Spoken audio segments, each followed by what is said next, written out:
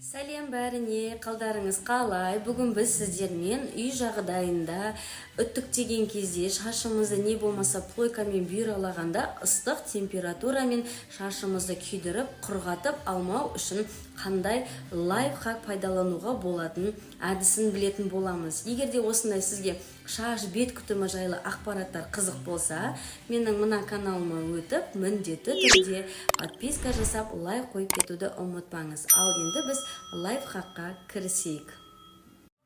Айтып өткендей, шашымызды әр жаңағы укладка жасайтын, яғни үттіктеп, не болмаса плойкамен бүйралайтын кезде, болмаса фенмен кептіретін кезде міндетті түрде шашымызға термозащита жағу керек. Ол біздің шашымызды ыстық температурадан қорғап, ары қарай өзінің жағдайын нашарлатпау үшін қажет. Термозащита пайдаланбайтын болсаңыз, міндетті түрде шашыңыз құрғап, сынғыш, ұштаңғыш және жұқарып, ұзындығы өспейтін жағдайға алып келеді. Сол себепті міндетті түрде әр бас жуғаннан кейін арнайы майлар не болмаса термозащита пайдалану қажет. Ал егер сізде термозащита болмаса, сіз жаңағыдай бір жерге демалысқа шетелге кеткен болсаңыз, сізге қарапайым көмекке келетін ол пантенол пенкасы.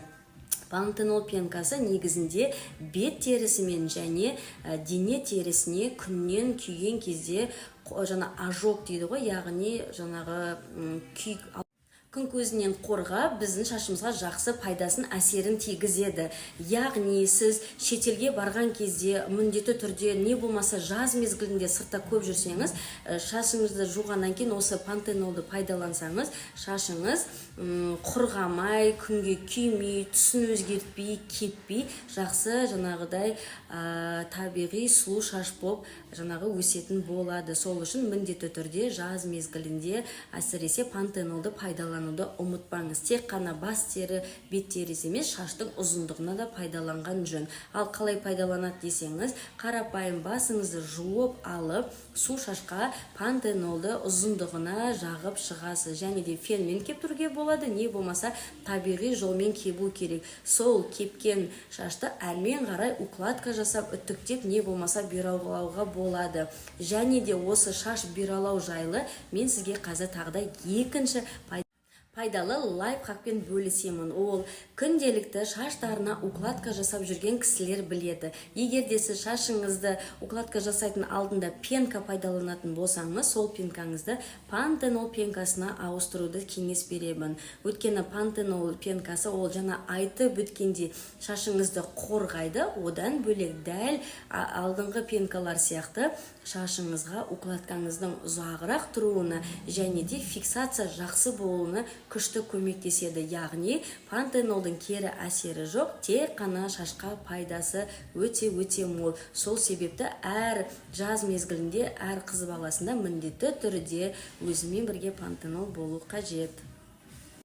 Және де пантенолдың үшінші пайдалы лайфхагы ол егер сіздің шашыңыз осветленный, яғни жаңағыдай ақшыл түс болған болса, және де осветление негізінде жүре сарғайып кетеді.